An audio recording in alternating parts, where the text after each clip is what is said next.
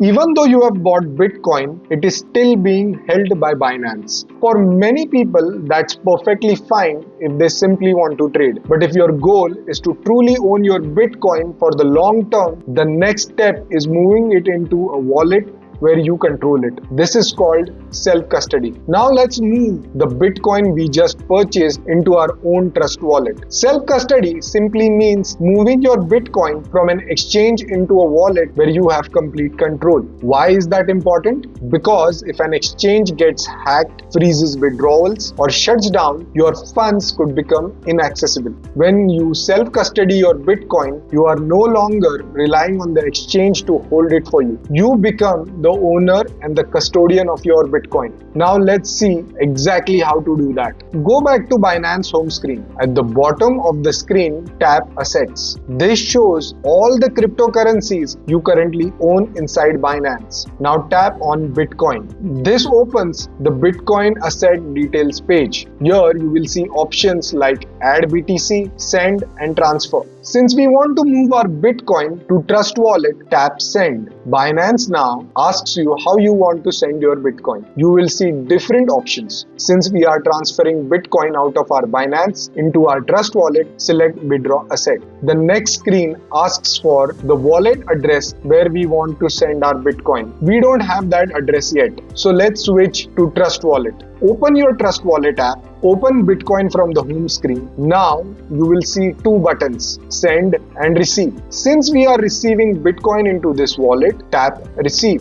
Trust Wallet now displays your Bitcoin receiving address along with a QR code. Tap Copy to copy this address. Now switch back to Binance. In Binance, tap on the address field. Paste the Bitcoin address that you just copied from Trust Wallet. You will notice something nice here. Binance automatically detects that this is a Bitcoin address and selects the Bitcoin network for us. That's exactly what we want. Even though Binance detects it automatically, I always recommend taking a few seconds to verify the network yourself.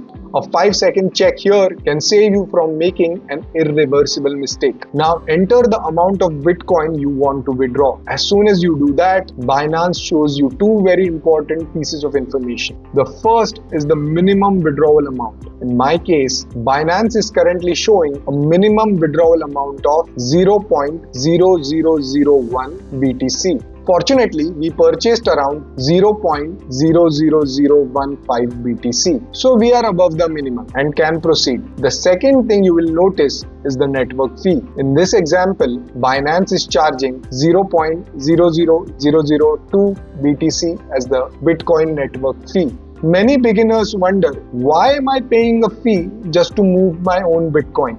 That's because this fee does not go to Binance. It goes to the Bitcoin network. Every Bitcoin transaction has to be processed and confirmed by miners. And this fee is what pays for that work. The fee also changes depending on how busy the Bitcoin network is at that particular time. So don't be surprised if you see different fee when you make your own transaction. Once you have reviewed everything carefully, tap Withdraw. Before Binance allows the withdrawal, it may ask you a few compliance questions. For example, Binance asked me, who are you sending these funds to? Since I am sending Bitcoin to my own Trust Wallet, I will select myself. Next, Binance asks me what type of wallet I am withdrawing to. You will see two options. One is a self-hosted wallet. The other is a wallet hosted by another exchange or financial institution.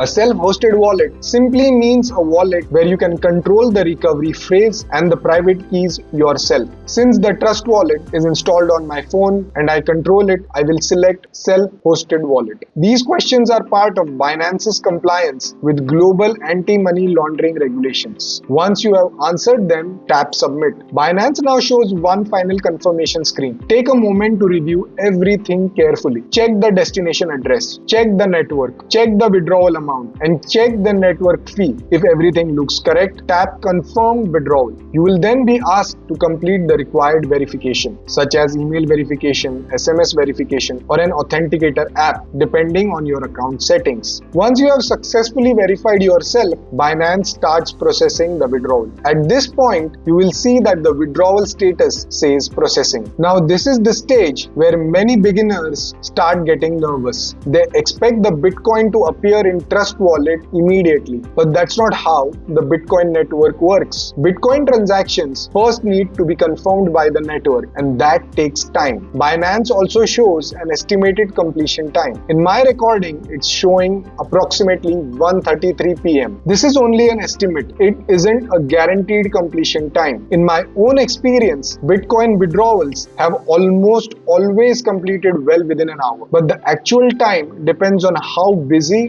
the Bitcoin network is. As the network conditions change, Binance may even update the estimated completion time. You can already see that happening here. The estimated completion time has now moved earlier. That's because the Bitcoin network is processing transactions faster than originally expected. If you tap View History, you will also be able to monitor the status of your withdrawal in more detail. For the sake of this demo, I haven't recorded the entire waiting period. So let's fast forward a little. You can see that even after the estimated time, the transaction is still showing processing. Again, don't panic. Estimated time does not always mean exact completion time. Now let me simply refresh the page, and there it is. The status has now changed to completed. That means Binance has successfully sent the Bitcoin. Now let's check whether it has arrived in Trust Wallet. Let's switch back to Trust Wallet, and there it is. You can now see Bitcoin balance inside my Trust Wallet. That means our Bitcoin has successfully moved from Binance into a wallet that we control. You will also notice that I have received multiple confirmations. Trust Wallet has sent a notification confirming that Bitcoin has been received. Binance has sent a notification